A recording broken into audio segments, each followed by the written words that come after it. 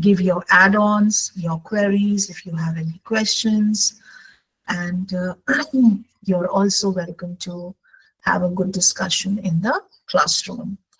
So I will not take much of your time. Today is the first day. There will be one MCQ, multiple choice question test today, and the last day again. There will be an MCQ, and again, on the basis of your overall performance, your presence, your punctuality, etc., your engagement, your involvement in the classroom, your grade sheet will be calculated, and we will be delivering your certificates to you through the online digital code on the last day of the course. So I once again welcome Dr. Mahdoom Arifa and her entire team from the Crescent College in Madurai.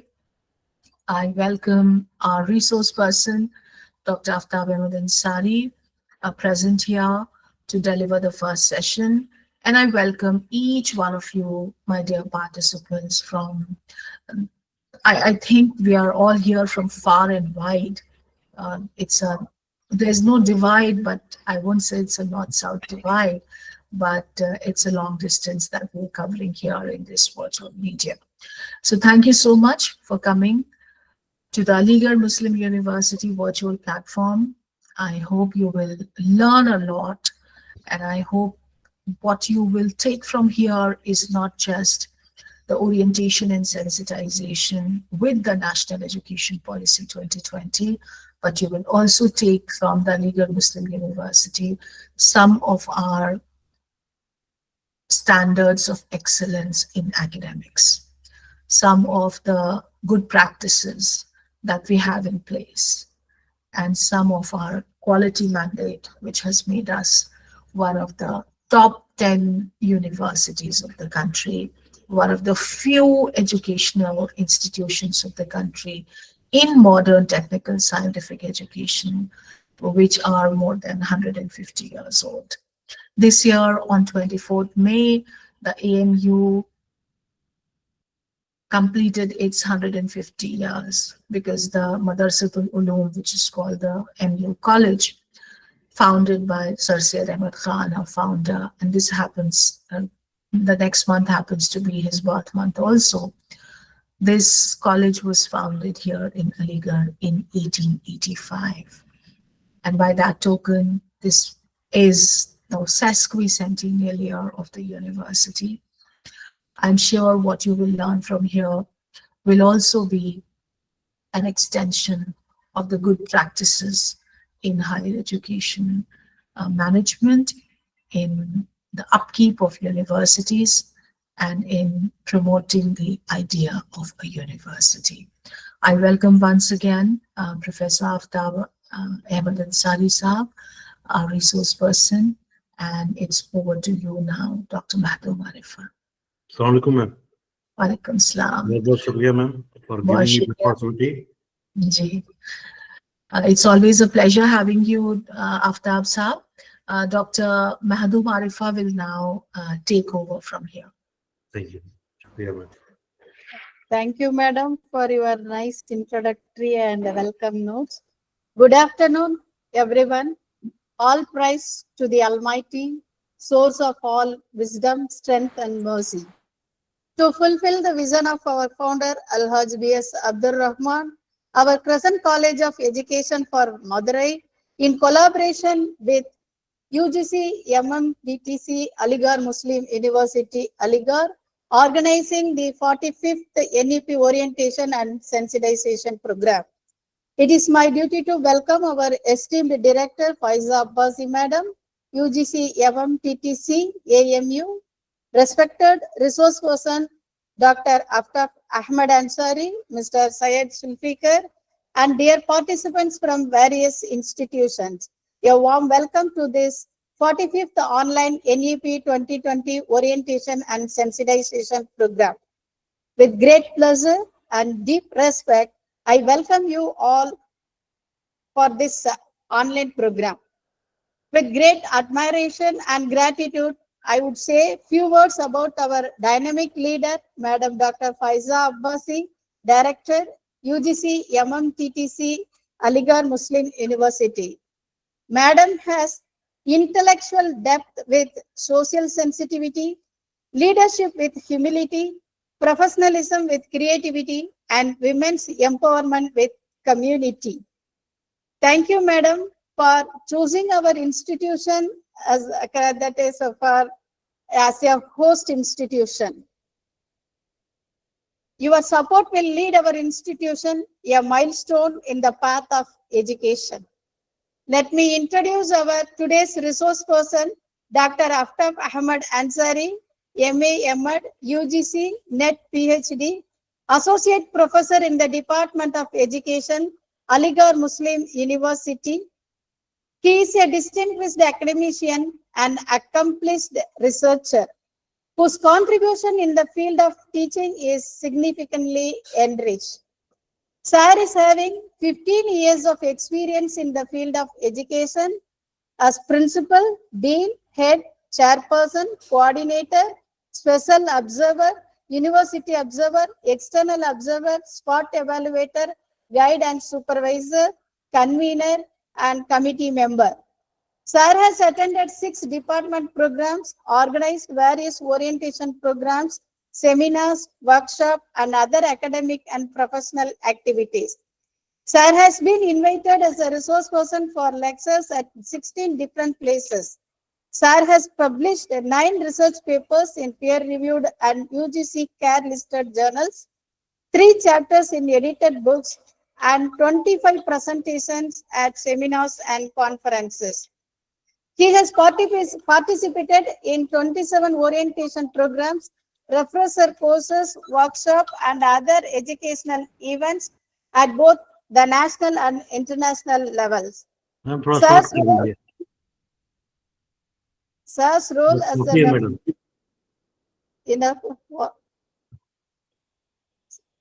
he has been worked as academic counselor for Duty Society Coaching and Guidance Center, AMU, Aligarh, and his profile is very lengthy. Today, as we welcome Professor Aftab Ahmad Ansari, sir, we are also embracing the spirit of collaboration, mentorship, and research that he brings with us. We look forward to learn from his experiences, insights, and the rich academic journey that has brought him to this point.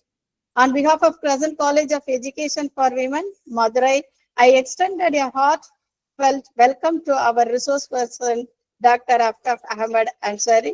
Once again, I welcome all the participants and thank you for joining us today.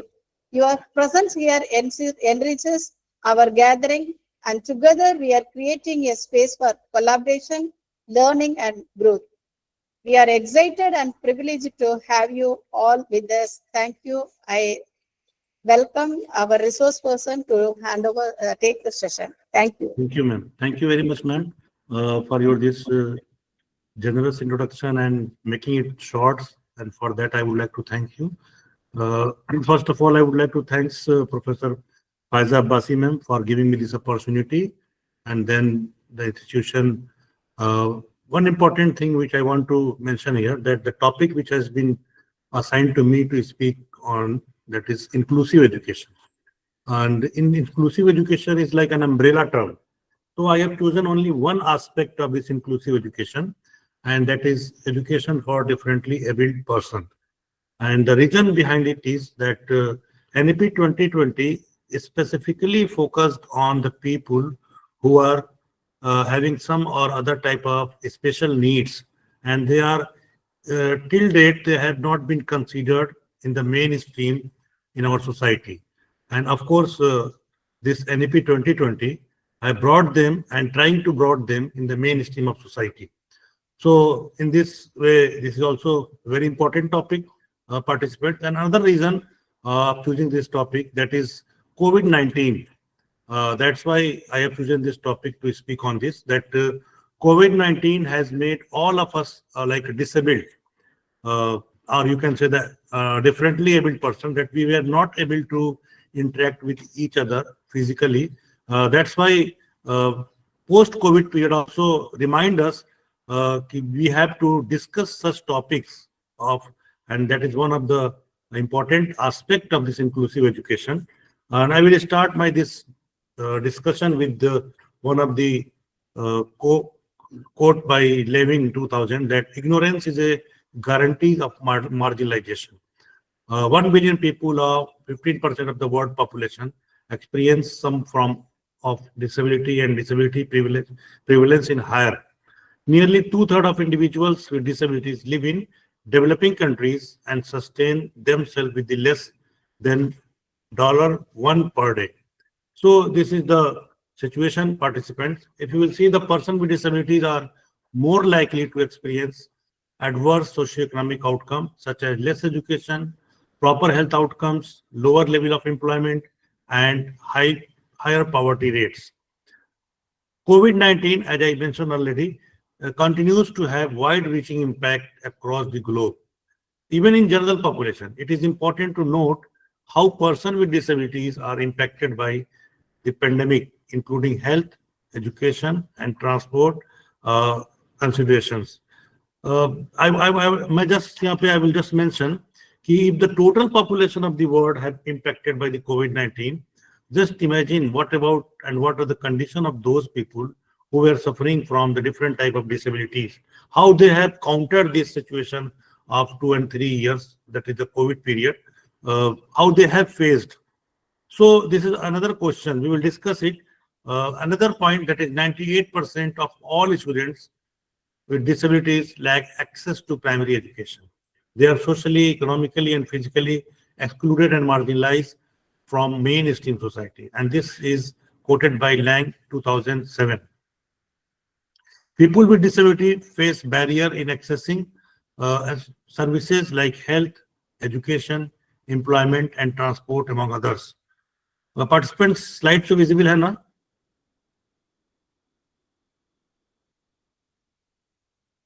Hello? Yes, sir.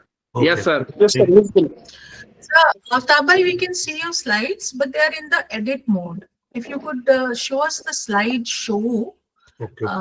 you can go to the slide show and shift F5. Shift F5. Okay. Yes, sir. It is now visible. Okay, ma'am. No, slide is visible, but in the edit mode, not in the. अब ma'am हुआ? नहीं. Shift F5. Shift F5 उस computer में जिसमें ये लगा है. हाँ, उसी में कर रहा हूँ मैम. अच्छा, बट प्रेजेंटेशन पे जाना पड़ेगा आफ्ताब भाई. अच्छा, मैं जा रहा हूँ मैडम उस पे. हाँ. Shift F5. You need to go to the presentation then. Or you can do it from here also, slideshow. आगे मजर में जाके हो जाएगा. अच्छा. Ma'am, instead of shift F5, just press F5, ma'am. It will enable slideshow. Please try that. But you need to go to the tab. Yes. No, Mazhar. You need to go to the tab. Entire screen. Present it again.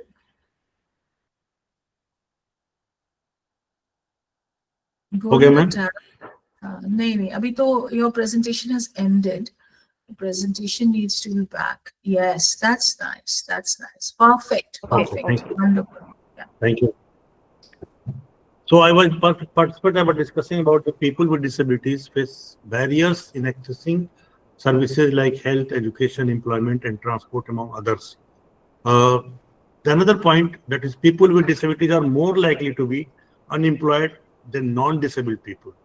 And it has been reported by the Organization of Economic Cooperation and Development countries, the employment rate of people with disabilities are 44%. This, what we have discussed, that was the global scenario. Now let's see what is the Indian scenario.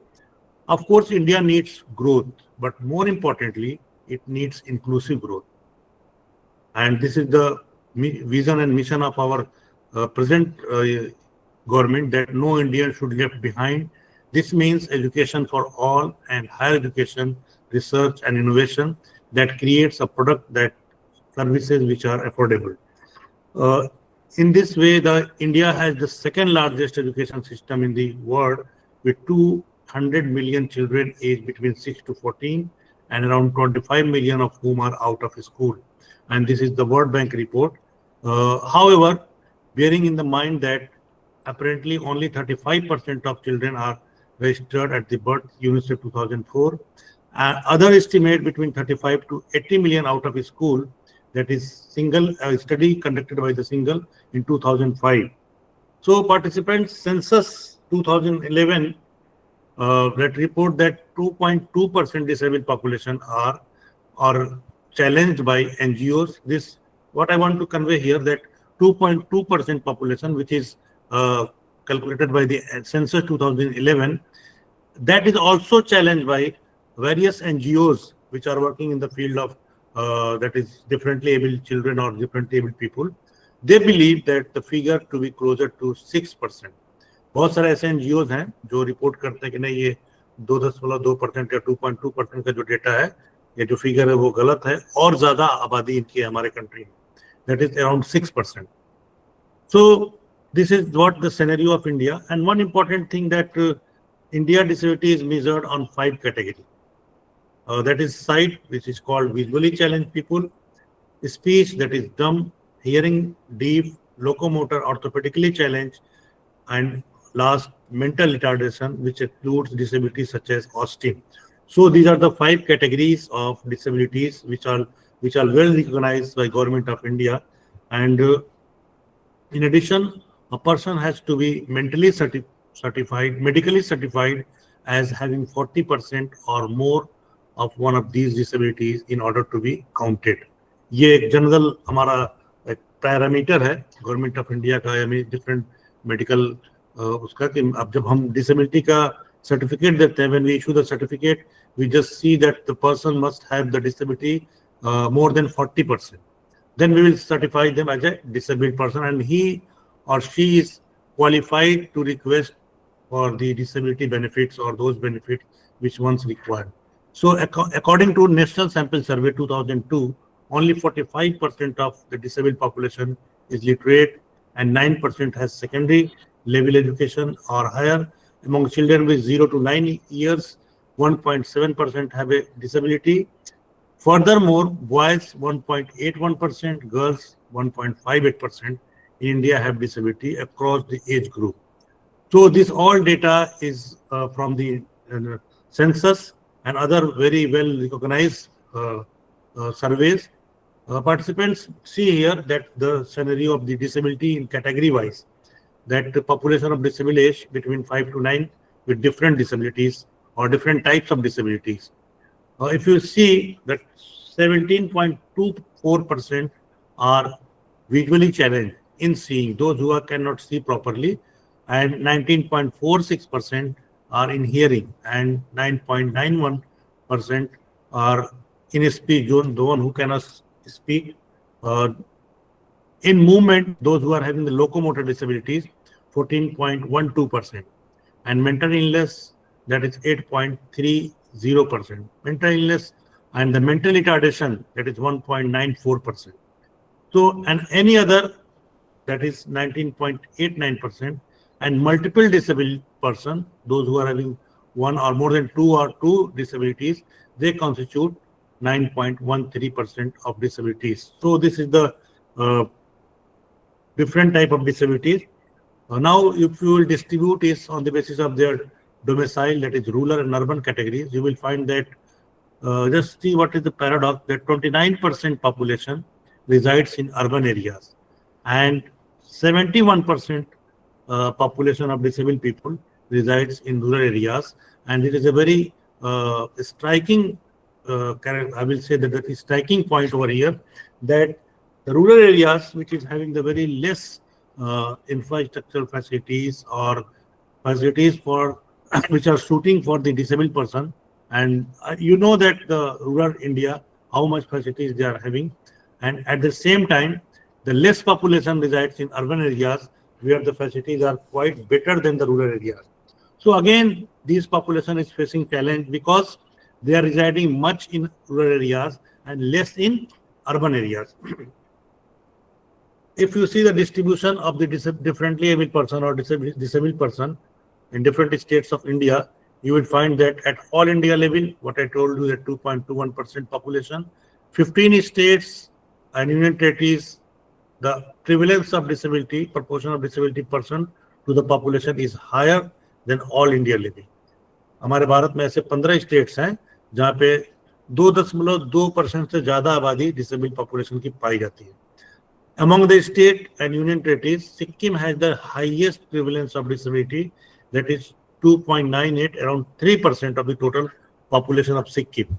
And Daman and Diu is reported the lowest prevalence of disabled population, that is 0.9%. So these are the two very extreme states. One is having the 3% total population of their states, and the other one is 1%, which is the lowest reported prevalence of disabled population. The highest number of disabled person in the form of from the state of Uttar Pradesh, that is nearly 50% of the disabled person belong to the one of the 5 states. So you will see that Uttar Pradesh constitute 15.5%, Maharashtra 11.5%, Bihar 8.6%, Andhra Pradesh 8.45%, and West Bengal 7.52%. So this is these are the state, 5 major states which are having the highest number or highest percentage of disabled population. Now at all India level, 7.62% of the disabled person belong to the age group of 0 to 6 years. और ये मैंने आपको बताया कि बिहार इसमें जो है वो सबसे आगे है, that is 12.48%. मेघालय थर्ड पे है, that is सेकंड पे, that is 11.41%, and Kerala 3.44%.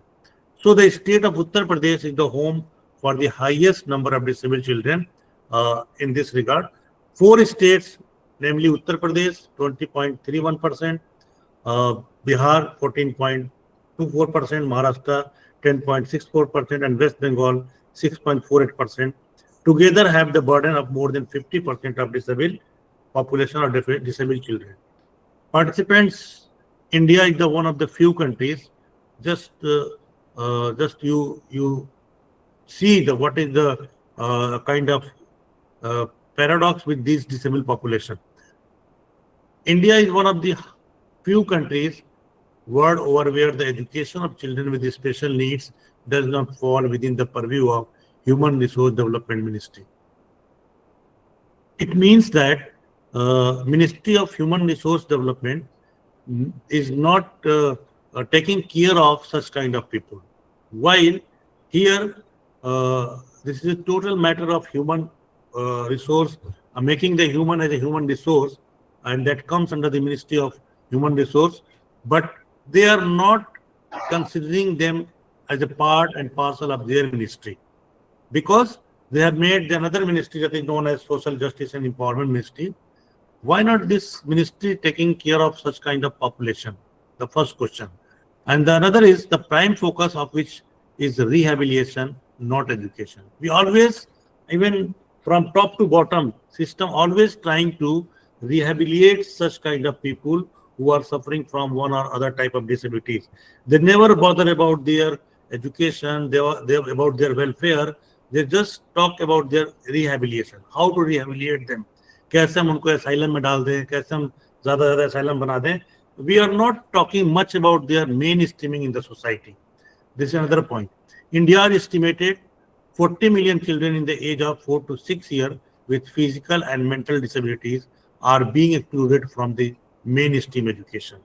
So, with these, according to census updated 2016, India out of the 2.21 crore population, 2.68 crore are disabled, which is 2.21%. Already I have told you. Majority of 69% disabled population. ये बात मैंने पहले बता दी, इसको skip करता हूँ.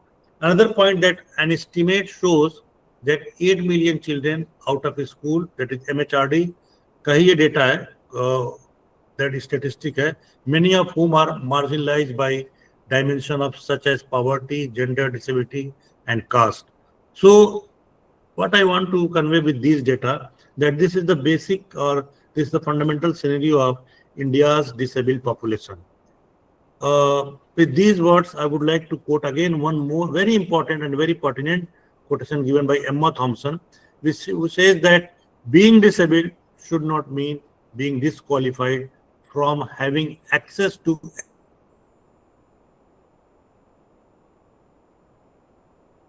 every aspect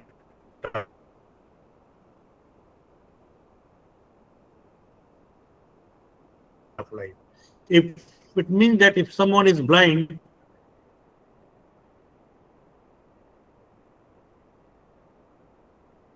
it doesn't mean that he cannot speak. Is disabled in one aspect, it means that he is disabled in every aspect and every aspect of his or her life. And I think this is a very wrong notion of today's population in India especially. So, and that is very much clear here in this quote, that is being disabled should not mean being disqualified from having access to every aspect of life. Even I know, and you people must know many such kind of disabled people, those who are excelling their own field.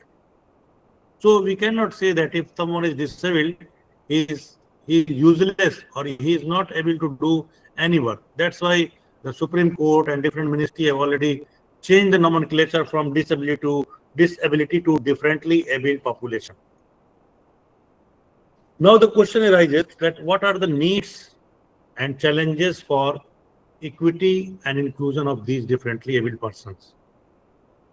How will an inclusive environment meet the needs of differently able person? How quality education can be effectively and efficiently delivered for differently able person? Participant these three questions. Of course, we will get answer of these questions in this session, and the NEP will help a lot in finding this question. And NEP 2020 has addressed all these questions and all such type of questions to trying to find out the answer.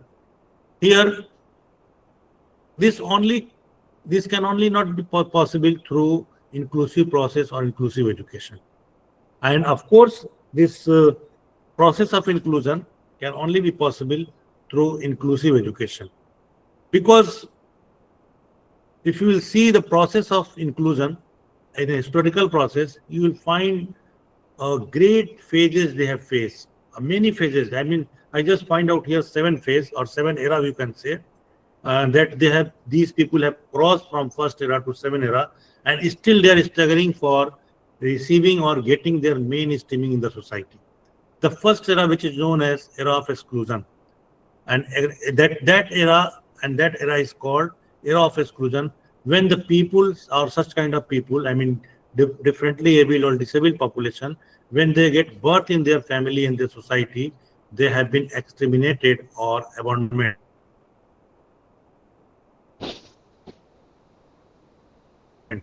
या तो उनको मार दिया जाता था. These were the period. This was a long period, and they have faced such period also. And gradually after that, the era of acceptance. उसके बाद क्या हुआ कि हमने उनको accept किया, हमने मारना छोड़ दिया. These were the another period and second period that is known as era of acceptance. But again, the question is how we have accepted.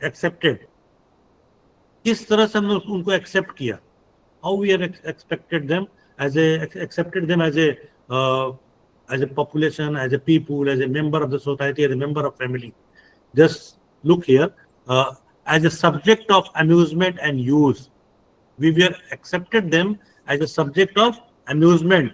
Like you can say that as a status, we kept them in a cage, a person who is not having one hand or one feet, one leg, or blind or dumb and deaf, and we kept them in a cage, and we just put them in our house as like we put like today's parrot, or you can say the pet animals.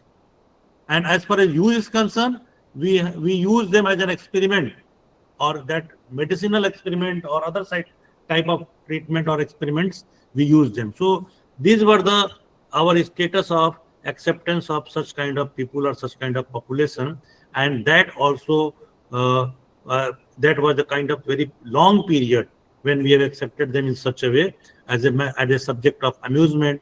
और वो एक तरह से ऐसे होता था कि हमारे घरों में ऐसे उनको हम रखते थे, और it was the kind of status को कि वो हमारा एक स्टेटस हुआ करता था फैमिली का, कह रहे फला के घर में सच काइंड ऑफ ह्यूमन बीइंग है, उसका बच्चा है जिसके पास तो ना तो दोनों हाथ भी नहीं, या दोनों पैर नहीं है, या दोनों आंखें नहीं है उसकी, एंड अगर उससे कुछ बच गए तो वेरियस मेडिसिनल एक्सपेरिमेंट या डिफरेंट टाइप ऑफ एक्सपेरिमेंट हुआ करते थे ऐसे लोगों पे.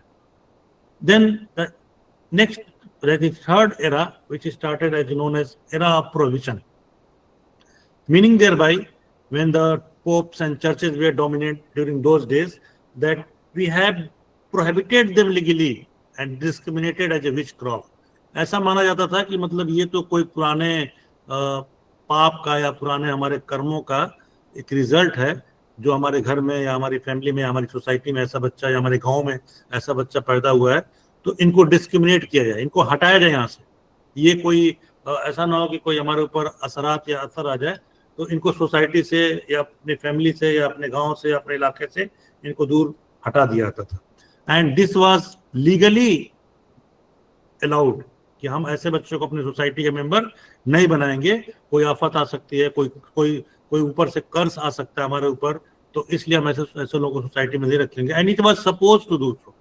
ऐसा कुछ नहीं था कि मतलब ये कोई बहुत उनके लिए अजीब सी बात थी. It was practised in our society during those days, and this prohibition was legally approved by the various churches and pope कि ऐसे लोगों को अपने समाज में नहीं रखना है.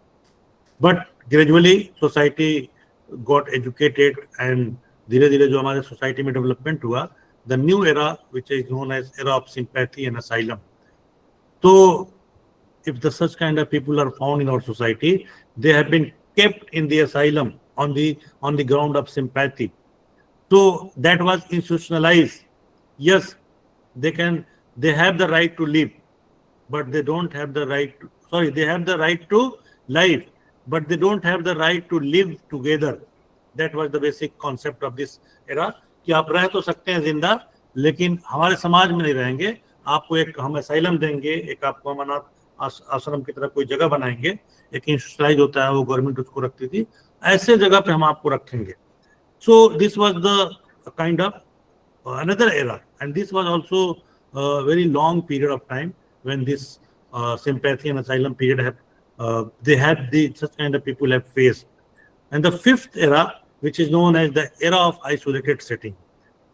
इसी तरह society gradually society grows up and society got advancement, and we have thought about them कि कुछ ऐसा किया जाए. we do such kind of thing that they have been given a kind of training in a different type of a school which is known as a special school. So they have been given and they have been trained specifically for basic education or primary education, ताकि वो कुछ पढ़ लें, कुछ जान जाएं और कुछ अपना काम वो कर लें. इस तरह की चीजें हमने स्पेशल एजुकेशन के नाम पे शुरू किया. But again there was a problem, and the problem was mainstreaming, कि जब वो स्पेशल स्कूल्स में रहेंगे, स्पेशल स्कूल्स में पढ़ेंगे, तो अपने तरह के लोगों के साथ ही इंटरेक्ट होंगे.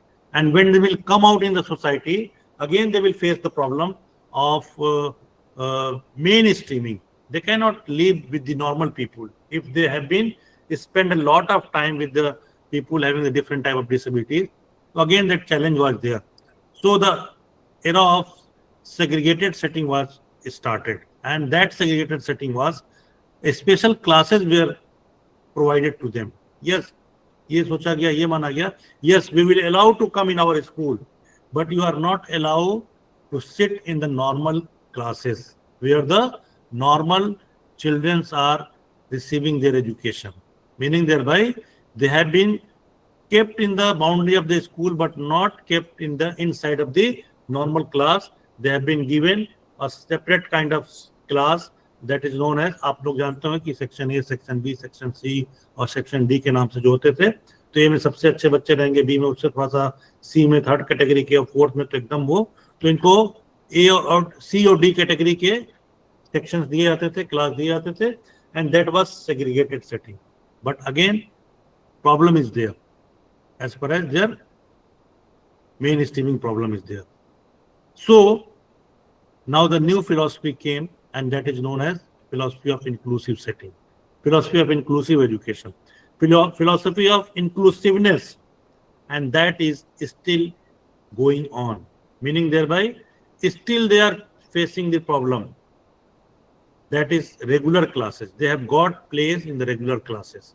So, participant, this is the basic concept of inclusion. And now you will find that inclusion describe much more than the acceptance of children with disabilities in the mainstream. सिर्फ अब इतना ही नहीं है कि हमने उनको एक्सेप्ट कर लिया. Inclusiveness do not focused on accommodation. Inclusiveness वो नहीं है कि हमने उनको जगह दे दिया these of these children into a general education setting, but are focused on the restructuring of our school, colleges, universities to accept and provide for the needs of all students. If we have restructured our education system, if we have restructured our curriculum, if we have restructured our syllabi, if we have restructured our even physical infrastructure, then we can say that we are the champion of inclusive education. We are the pioneer of inclusive education.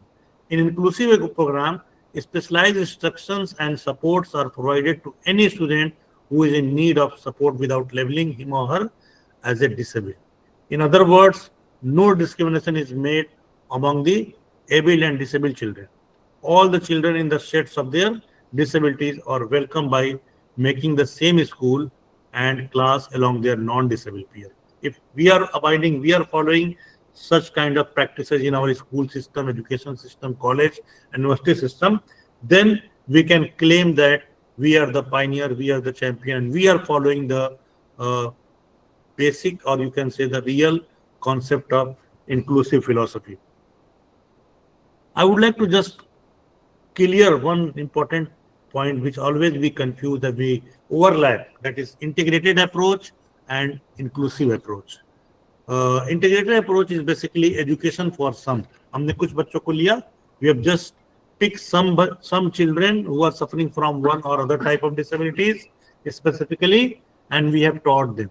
This is not inclusiveness. This is not inclusive education. Inclusive education, where the all type of disabled children with the normal children are receiving education, that is disabled children, and that is disabled inclusive education. Next one is that is static. Actually, integrated approach is static approach. That is limited approach. But inclusive approach is flexible because there is no barrier, there is no caution to stop someone and allow someone. Everyone is allowed to sit in the same classroom. Collective teaching, individualized teaching. Here we teach in a group a particular type of disabled children, a particular type of group of students, but here we teach all type of children, even they are socially marginalized, or you can say the scheduled caste, scheduled tribe, disabled, minorities, females, whatever you supposed to be different category, they all are welcome in the same classroom. Learning is isolated areas, learning is integrated areas. And in integrated approach, emphasis on subject-oriented teaching, while in inclusive approach, emphasis on child-centered learning, what he wants and how he wants.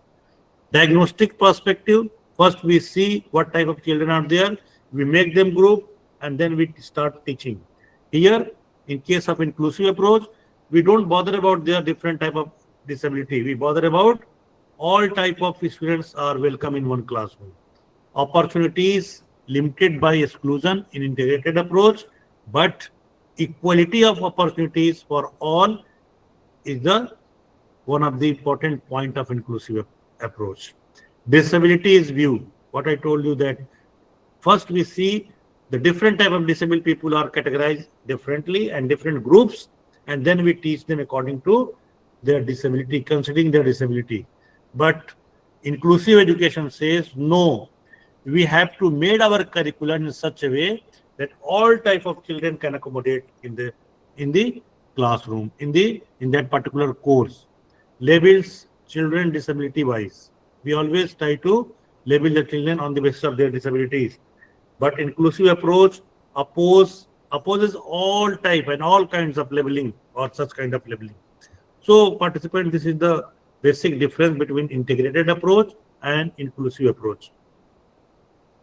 Let's see what are the biggest barrier to inclusion for differently abled. कौन कौन से barriers हैं जो inclusion में मैंने तो आपको 5-6 barrier बताया. I just discussed so many barriers. Even I told you the historical background of this inclusive education. But what barriers are we are facing today? We have to see. And for knowing this barrier, of course, I have a list of the barriers, but I will try to know these barriers from one or two disabled people or disabled children and students, and who will share their own problems, challenges, what they faces in their life, specifically their academic life, educational problems. So I would like to just uh, highlight those students and call them here to share their own experiences. Uh, in this regard, I have invited two students from Aligarh Muslim University, and those who will try to share their own view. And the first one is Mr. Moinuddin, and second one is Miss Sagufta. And these both are PhD students. They have got just admission in the different departments of Aligarh Muslim University. So if they have joined, Mr. Moinuddin, Moin, can you hear me? Sagufta, Miss Sagufta. Sagufta join की है.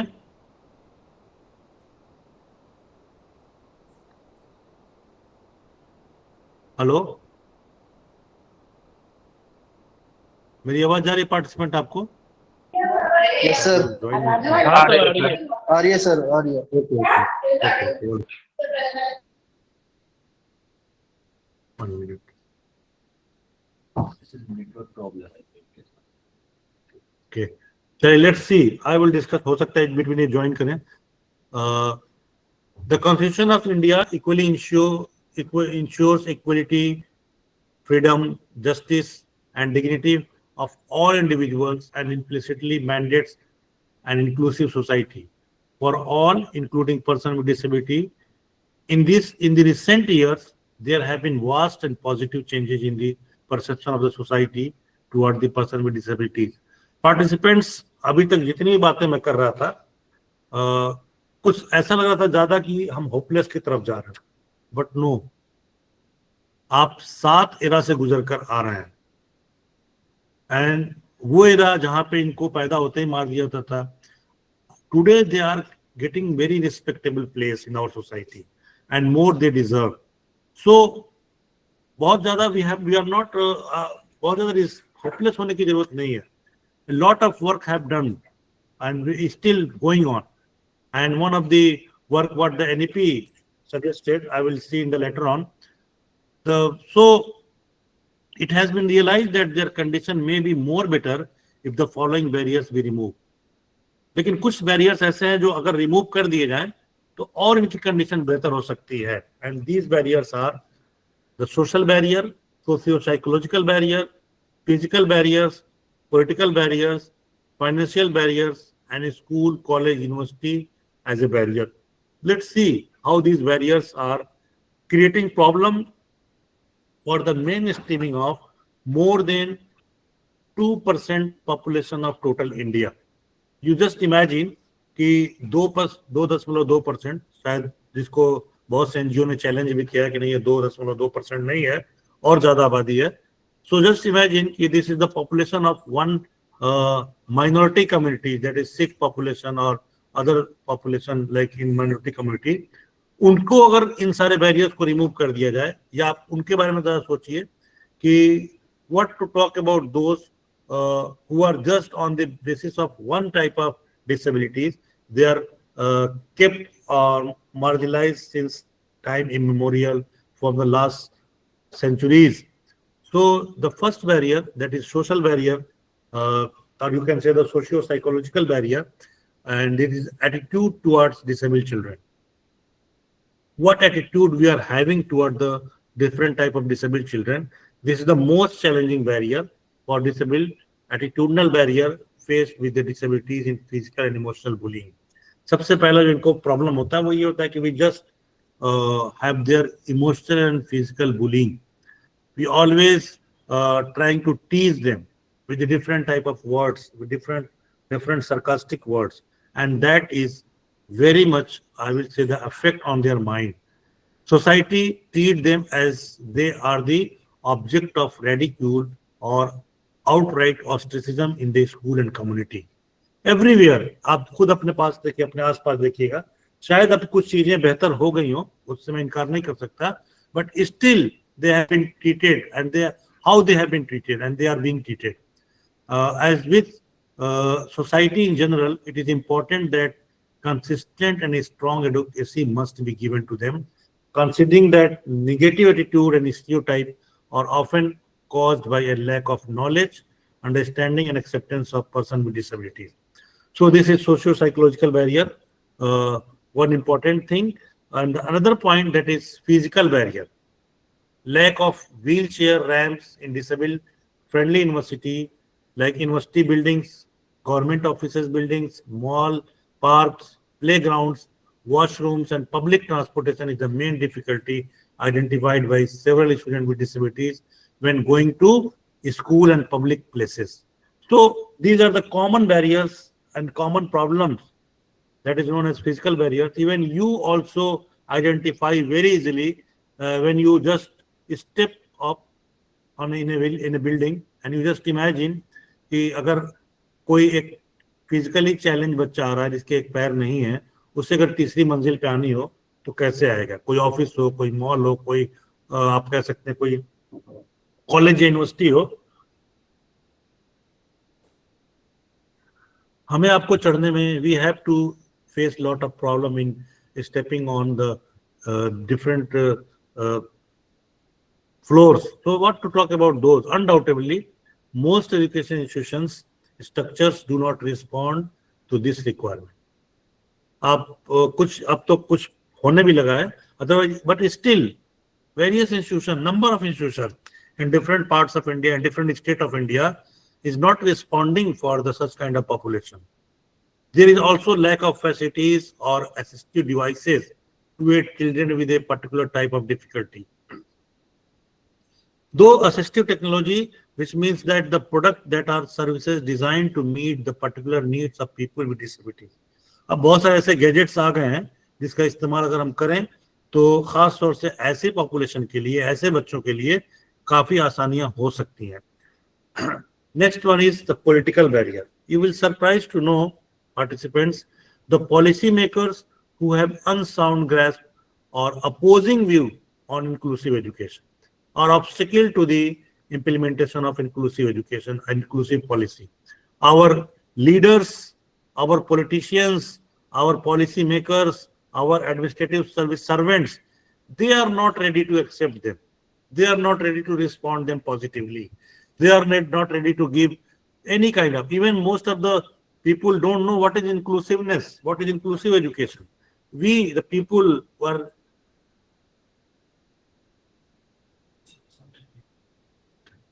these obstacles in inclusive education consist of a short list of factors that can affect students with disabilities in general education classroom.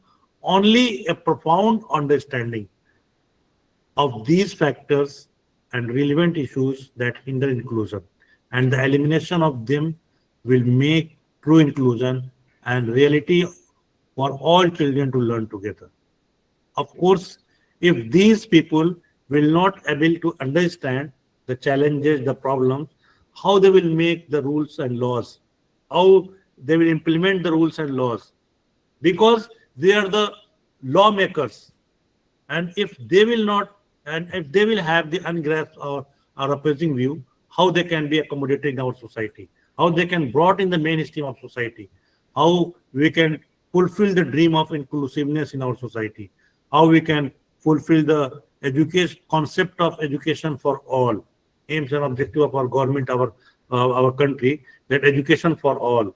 They are all the part of in that all group. So the next point, that is financial barrier.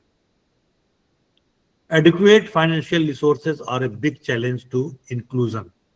And again, you will surprise to know, participants, that India is among the countries that have a low education for all index. Yani, still we are struggling to come in the higher index level as far as the education for all, the concept of education for all is concerned. And it is because, why it is so? It is so because we have a very big chunk, a very big number of population not included in the education for all. So of course, we will be the low index. For inclusion, every institution would be required to make financial provision for providing facilities like lift, ramps, barrier-free classroom, toilets, etc. Technology could be used in the form of motion sensor to open the doors, use of toilets, automatic doors, button for easier. These are the few examples which I have mentioned. There are the numbers of gadgets already been provided for such kind of student and for such kind of student to make their life barrier free. Now this is the very challenging, and I will say the specifically for us, even for me also and for you also, how where the place where the most educated people are handling the situation, institution like college, university, how they become the barrier for such kind of population. Just see, the first reason is enrollment and admission. Just imagine if a child come having one leg or one hand or no legs, the principal or the teacher or the class teacher, he will always try to avoid them. He will not allow to come in my school to get enrolled over here. He will not. He'll try to avoid. He will try to avoid that he should not get admission in my school. This is the first barrier as far as college university is concerned. If we are not ready. Sorry.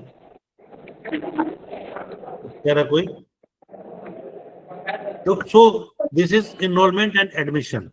The first barrier which checks them, which disallow them to enter in the college and university. The second point, that is building and infrastructure. What I have discussed already, that is building and infrastructure. What type of building? What is the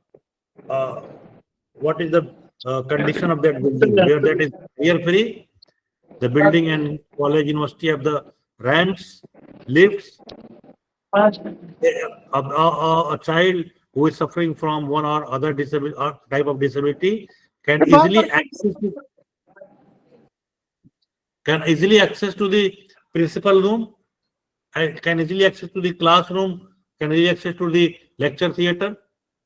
Have you ever considered, while you are just mapping out the building or infrastructure of the college, university or school, if it is not been considered, then it will create a kind of problem for such kind of population.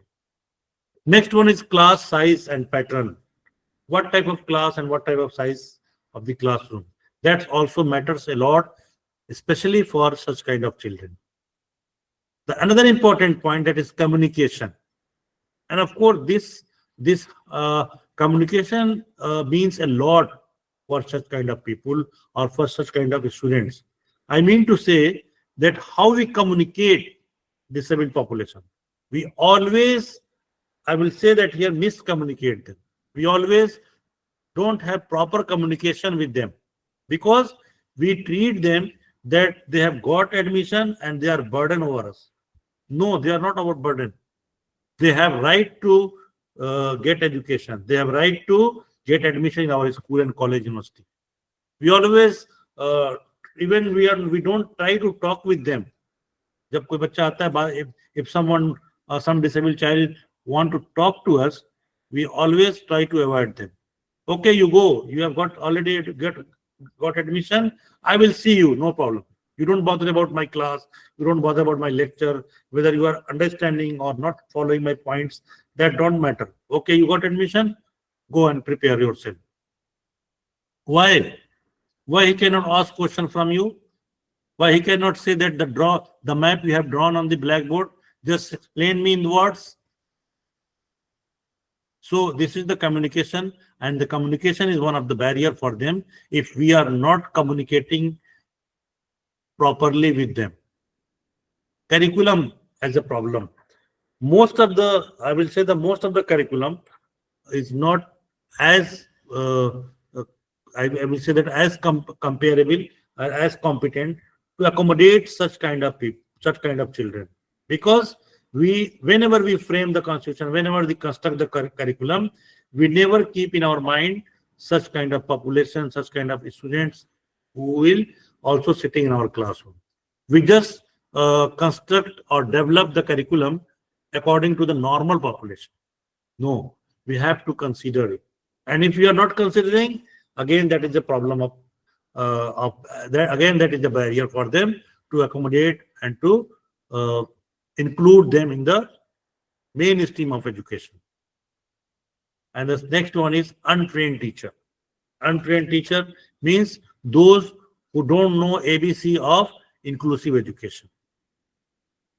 So these are the very important barriers, I will say, and the lack of guidance cell. Most of the schools, specifically secondary schools, senior secondary schools, are not having the proper guidance cell, even for general students. What to talk about these people and these population, disabled children. Even most of the secondary and senior secondary schools not having the guidance cell or counseling cell.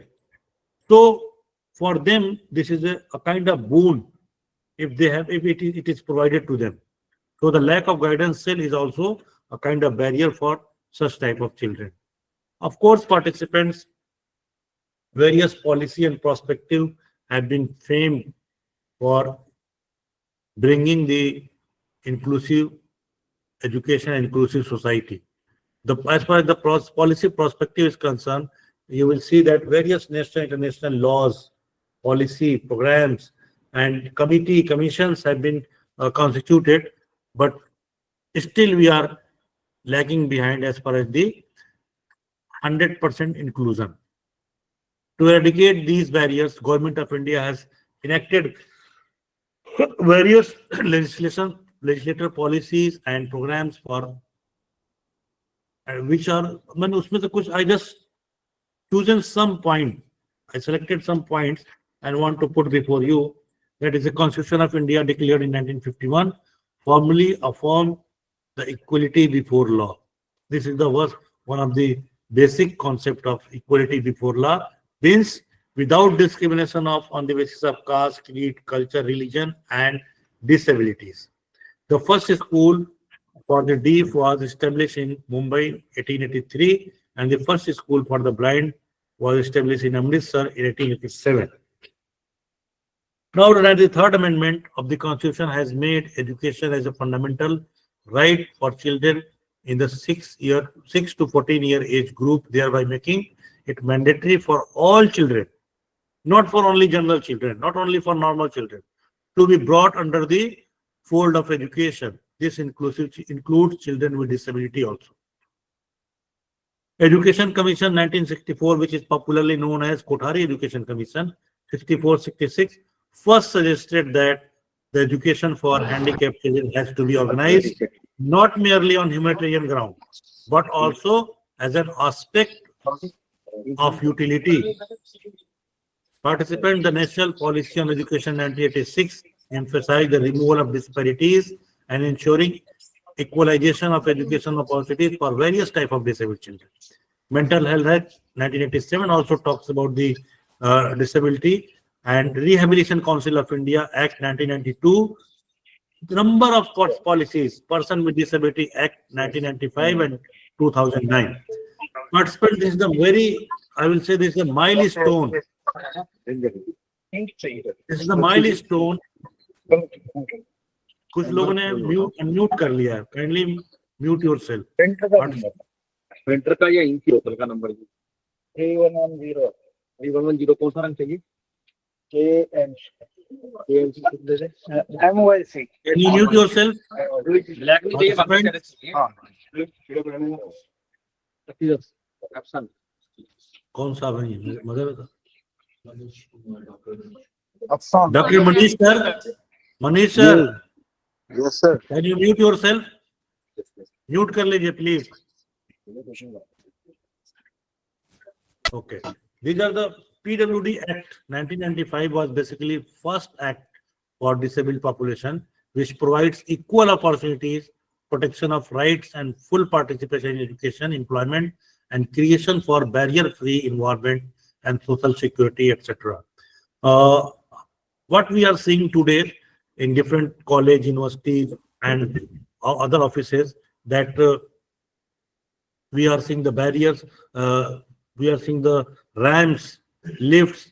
This is all because of this PWD Act 1993, 1995, और फिर उसके बाद after that in 2009, National Trust Welfare for Person with Autism, Cerebral Palsy, Mental Retardation, Multiple Disability Act 1999, National Policy for Person with Disability 2006, the Right of Person with Disabilities Act 2016, which provide 5% reservation in seat in the government and government-aided higher education institutions for person with benchmark disabilities. Benchmark means that those who are having the more than 40% disabilities and 4% reservation in government jobs for certain person or class per person with benchmark.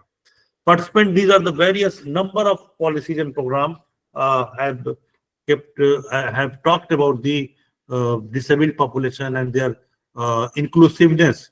Just see that roadmap for disabled population, what NEP 2020 says,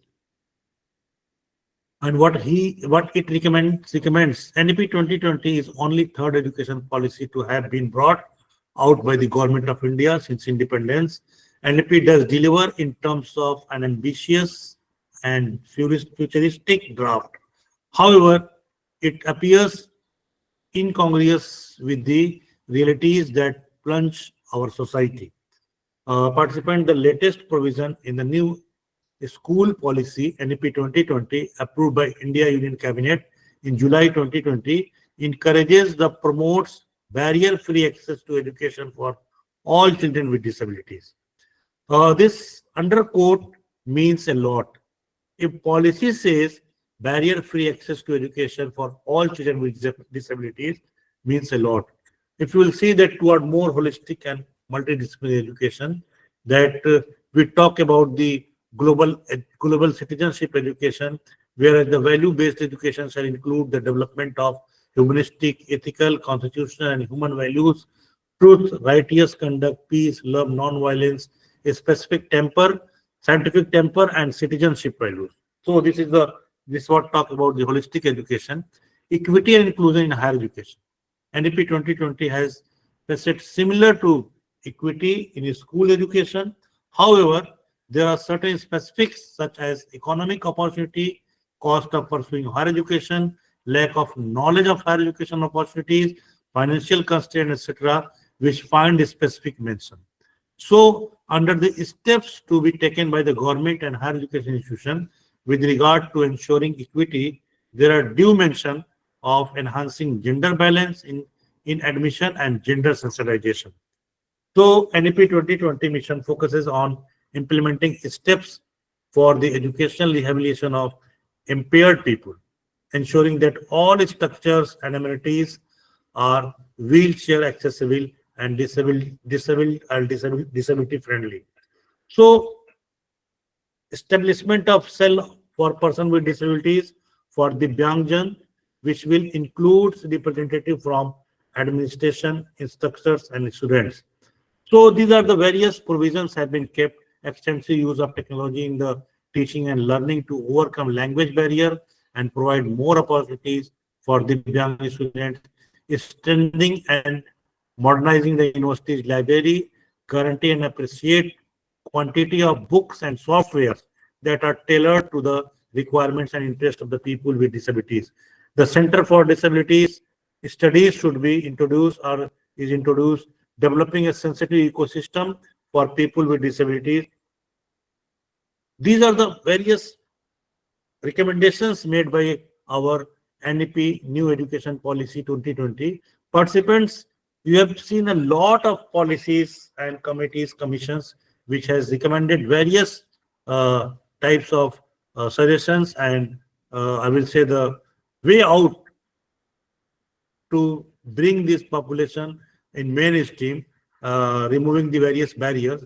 But one last point I would like to highlight over here, that without the effort of the teaching community, means without the effort of us, these all the policies, these all the committees reports will be the beauty of the albiras until unless teachers are not ready to implement them. If the teachers are not ready to bring at the ground level, to bring them into the real sense, these all policies and program will be just like a piece of paper. So what should we do? And what we can do, I will say here. And what is our role to bring this, I will say, the statements in the physical form, in the real form, or at the ground level, at the grassroots level. What is our role? Just we have to think over it. And we have to think over it. And for this purpose, I have just listed the few roles of the teachers as well as administrator, which can play a very crucial role as far as the disabled population, disabled children or disabled students are concerned. The first point what I have mentioned here, that is identifying and accepting the children with disabilities. This is the role of teacher and this is the role of administrator. We go every day in the school and classroom. The first our role is to know the individual difference, and that individual difference tell us who is and child is what kind of child. That I mean to say, the first our role and duty is to identify the children who are suffering from disabilities. But we don't bother. We don't care about this in the classroom. If there is some disabled sitting in front of us, okay, sit here. But we have to be taken extra care for them. And what extra care? We will see here. And the second point is we have to accept them. We have identified them. Now we have to accept them wholeheartedly. Yes, they will sit in the same classroom. I have to teach them also. If we are able to identify, we have to accept them. Only half-hearted work cannot be done. In my classroom, 4 children are visually challenged, 2 children are orthopedically challenged, and 1 children is dumb and deaf. No, dumb and deaf is not, this identification is not sufficient. We have to accept all those 8 students who are differently able children, and we have to accept them in the same way as we have accepted the normal children. So this is our first role, and we can do very easily. And of course, most of you are doing so. I'm sure that most of us are doing so. The second point is acquiring knowledge about inclusion. ठीक है, नहीं पता. We don't know about the inclusion. No issue. No issue. We don't know about the inclusive education, inclusion process. But from today, we try to know what is inclusion, what is inclusiveness. We have to be eager to attend such kind of program. And thanks to the HRDC that it is selected such kind of topic to sensitize the such a group of people, and through the medium of NEP 2020. And you have to look for this kind of programs, seminars, conferences, having positive and friendly attitude toward the disabled student. You have to have positive and friendly attitude toward the disabled student. Yes, sometimes they will irritate you, but you have to be positive. Sometimes they will negate you, sometimes they will ignore you, even you have done a lot for them, because this is their attitude. Developing positive attitude between normal and disabled children. Participants, you know who creates barrier between these two groups? They are the teachers. We create this barrier between the normal children and disabled children. We call them with the normal children. We talk with the normal children. You go and call that blind students. to come to me. Yes, give them a space to sit over there. Yes, give them a kind of soft. Why it is so? He cannot see only. He cannot see only, but he is like this normal student. We have inculcated in the mind of normal student that another your friend is disabled. The one who is sitting beside you is disabled. Because we have the dichotomy, we have the dual treatment system in our class, in our education institution. And that's in that what that disseminate to the normal children. Introducing compensatory education. We have to introduce compensatory type of education. Acquiring and enhancing the knowledge how to teach disability. Of course, I just told you, you can raise qualification. You can do so many diploma and degree courses on inclusive education that has been already in different distance mode education system. You can go for that.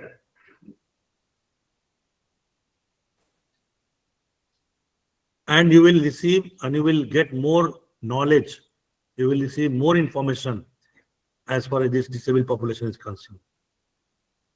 The again next point is, that is fifth point, is psychological empowerment. Sorry, so sixth point, psychological empowerment of disabled children is there. Participants, I have worked with such kind of people since last 15 to 16 years.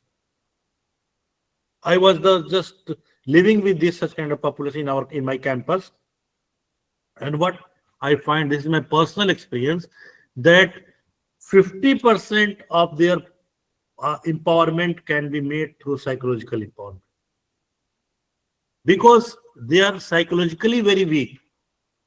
They are very short-tempered, and their short-temperedness is not their nature because of their disability. So, if 50% is their psychological empowerment, then why not we work on it? We don't try to read their psychology. We don't try to know their psychological condition. So, another point, what a teacher or an administrator can play a role. Unfortunately, these students cannot join Sagufta and Moin. If they have been joined, they have told their own problems. What problems they have faced. अगर वो join किया तो शायद बता पाते. ये ऐसी पहली बार ऐसा हुआ कि दोनों बच्चों ने नहीं ज्वाइन किया, and it is because of their network issues in their hostels. Psychological empowerment is very important, and that charge that require no any charge. अगर हम if we can just console anyone, that charge nothing. We can console any child, but they require more. Psychologically, they are weak. Just imagine, just keep your eyes shut for an hour and do your homework, your some work in your house. You will realize how challenging life is there, and they are permanently visually challenged. Special care and attention is to be taken by the sport teacher. Do you know, a sport teacher never consider them as a member of their team, sports team. Why? Why? That is Sachin Tendulkar, when he get what you say that क्या कहते हैं उसको कि जब वो injured in the field of cricket match, he gets a runner. Then a person who is weak, as well as you can say the orthopedically challenged, he can stand properly, he can hit the ball with his bat. Why not he has been provided the runner? But sport teachers' attitude towards such kind of students, such kind of people, such kind of children, is from a very beginning they have the negative attitude. Negating attitude, not positive attitude. And that's why they have been kept a different side, that is the side of, you can say that the spectators, and they stand over there. आप सिर्फ match देखिए, match सुनिए. You are not the part of the team. Why not? He can do as an umpire. if he can stand on 1 feet, at least he can be the member of the team in different type of sports. So this is the also one of the role which we can play. Special arrangement for their examination, disabled friendly sitting arrangement. Of course, they have been given because if a visually challenged child is there, he always give examination with a loud voice, a loud speaking. So of course they have been given a different, because if he is sitting with the normal children, why not allow to sit in a single room to the all visually challenged students? Because they have the scribers, they have the writers, collaboration with the medical and psychophysiological panels, social workers, parents, and special faculty members. We have to be very much collaboration with the special faculty members, parents, social workers, so they can help them if the problem is very high with the child. We have to be always in touch with the parents and social workers, so that you can inform. Sometimes the problem is more because of their parents. Parental guidance and counseling and public awareness programs through various college university activities. We always heard about the guidance and counseling program for disabled children, guidance and counseling program for blind students, guidance and counseling program for this, that. But we never try to organize a guidance and counseling program for their parents, the parents who are having 1 or 2 disabled child. We never organize such kind of program. Why? We never organize such kind of program for common people, for our member of our society, that if in your society such kind of children are there, how you have to interact, how you have to deal with them. If you cannot deal with them, so awareing only children with disabilities is not sufficient to bring the inclusive education, to bring the inclusive philosophy, to bring the inclusive society. Awareing the total population, awareing the parents, mother, father, sister, brothers about those children who are disabled. So the construction of achievement test and diagnostic tool. If we are trying to know their IQ level, if we are trying to know their creativity, if we are trying to know their EQ level, we always use such kind of tools which are conducted, which are used for normal students. We cannot get the real response. We cannot get the real score of disabled children. We have to construct a specific achievement score and diagnostic tool for differently able students, for disabled students. Adaptation in evaluation for children with special needs. We have to consider as far as the evaluation is concerned. And the last but not the least, through which we can do a lot, that is celebration of Disability Day, which we celebrate every 3rd December of every year, organizing various events in our institution. हम चाहे तो इस तरह के program, we can organize such kind of program, and of course Aligarh Muslim University have the credit to organize such kind of program, even at university level and also at the different you can say the departments and different hall and hostel level to celebrate the Disability Day. And at the university level, it is a very grand program to just aware the population, to just aware the disabled population and their parents and their social member of their society. And we invite them properly to attend this program and to know such kind of population who constitute 2.2% of India's population. So participants, these are my humble submission to you as far as the disabled population, which constitute as equal to one of the minority community of India. If they have been mainstream in our society, if they have been given chance in our mainstream of the society, of course, the scenario will be quite different what we are facing today. They are not liabilities, they are our assets. Condition is that we provide them the facilities and what their special needs. With these words, thank you very much. Thank you, sir. Participants, anybody would like to ask questions from our resource person? You can interact, you can share your ideas. If you have any queries, you can ask. No.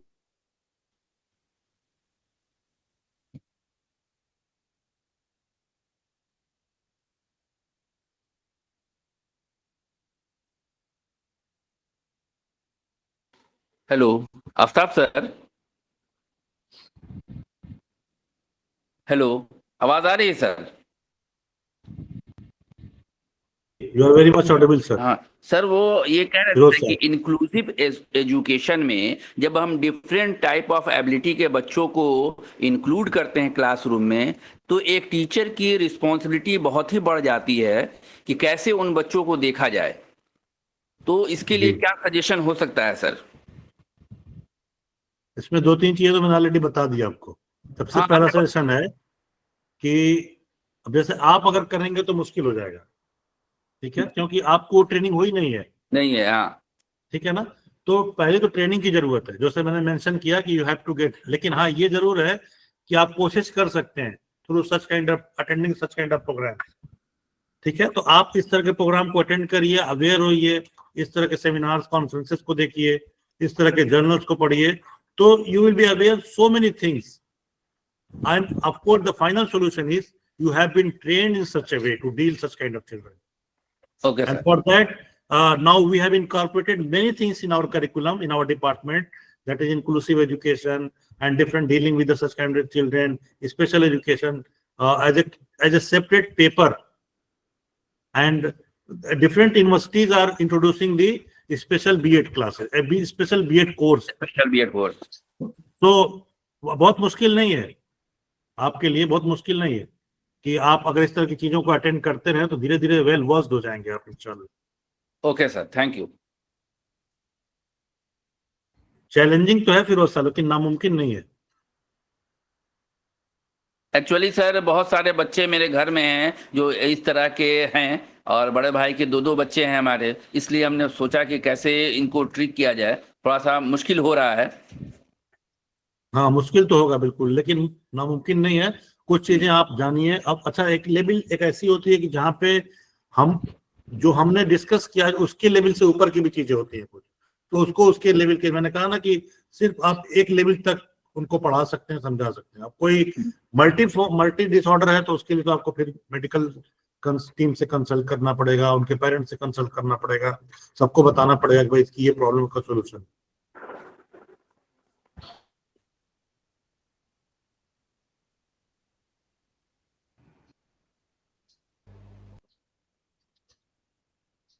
Any other question, query, participants?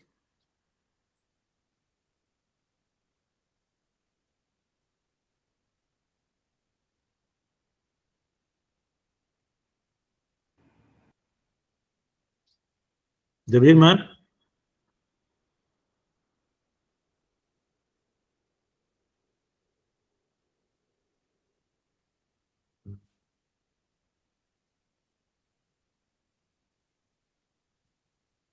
Hello. जी जी Hello. Am I audible, जी sir? Madam, ma'am आप बताइए। Hello. If there any more question, you can ask participants. Sir, my question is, there is in Uttar Pradesh, you said the disability percentage is more. What is the Yes. reason or causes for that? Is there any research papers proved that reasons for the highest disability in that state? Highest disability state is Uttar Pradesh. Yes. Census of What is India the report that. If there is any reason or environmental influences or heredity factors causes that disability, any research evidences? What I think, ma'am, that the UP is the largest populated state of India. Oh. So if the largest population is there, so of course this population will be also the largest.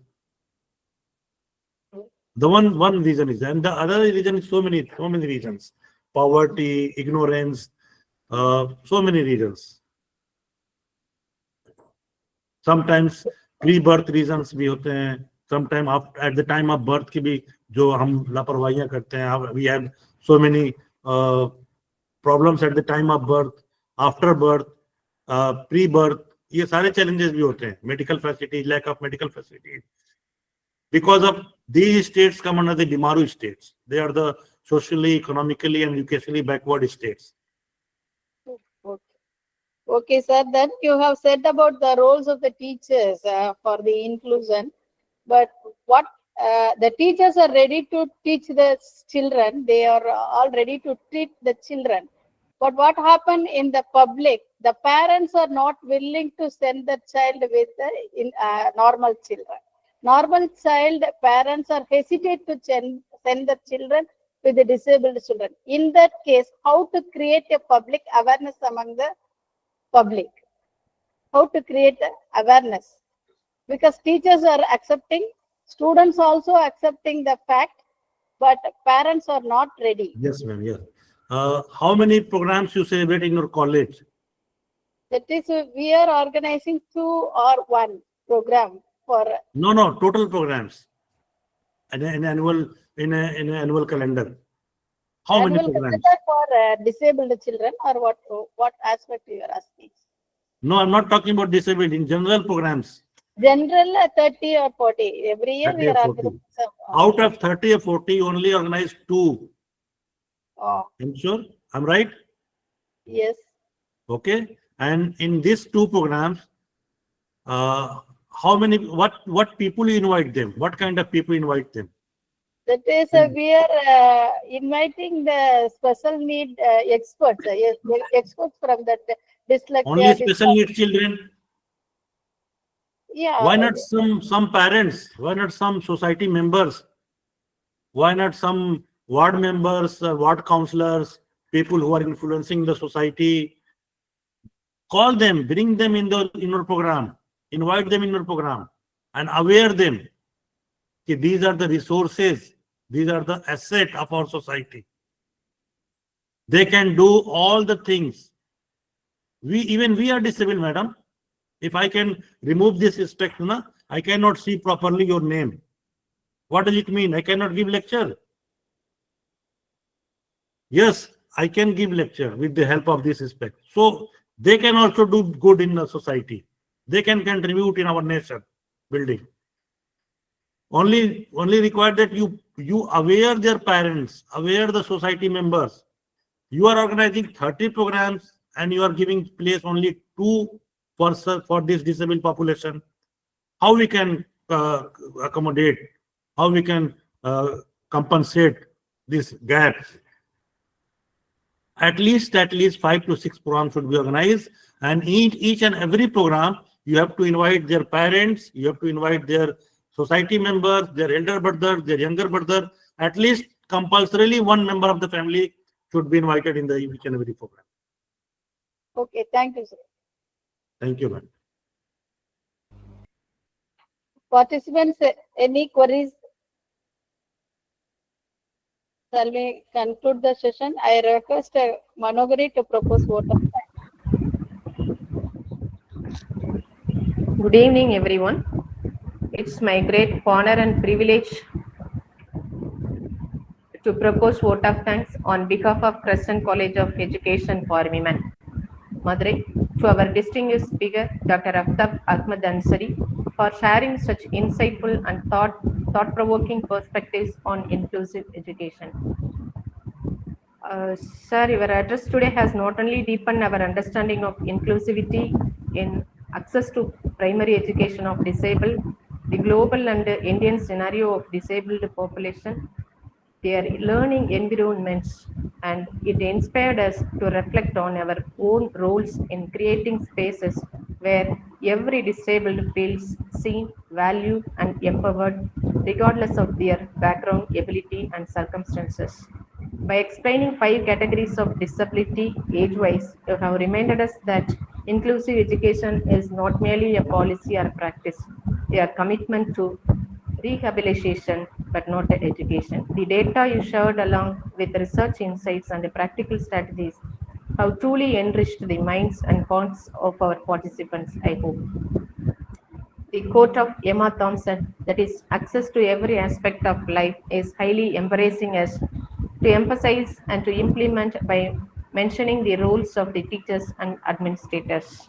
You have well said about the process of inclusion in its historical perspectives and your classification of the eras beautifully by inciting the importance of regular classes. SAR has given the clear picture of integrated and inclusive approaches and the biggest barriers to inclusion of the differently abled persons. Sir, you have been given the measures taken by the Constitution of India about the inclusive society. We came to know that how the barriers are affecting the education of the disabled and how to rectify those. You have highlighted the latest provision of NEP 2020, that is barrier-free access to promote, that is holistic education in a nice manner. Sir, you have mentioned as we professors join hands to develop a sensitive ecosystem to people with disabilities. We are especially grateful for the way you emphasize the importance of inclusive education among educators, parents, institutions, and policymakers to build systems that leave no disabled behind. Your words have sparked important conversations that we hope will lead to change the systems and schools to include the disabled by policy perspective, that is the equality before law. Once again, thank you, Dr. Aftab Ahmad Ansari, sir, for your time, your passion, and your dedication to such a vital cause. We also extend our thanks to all the participants and organizers who made this session a success. Let us carry today's learnings forward with intention and purpose towards the inclusion. Thank you all. Thank you, ma'am. Thank you very much. Should I leave now, ma'am? Okay. Thank you. Yes. Dear participants, rejoin at 4:30 p.m. for the second session. Thank you.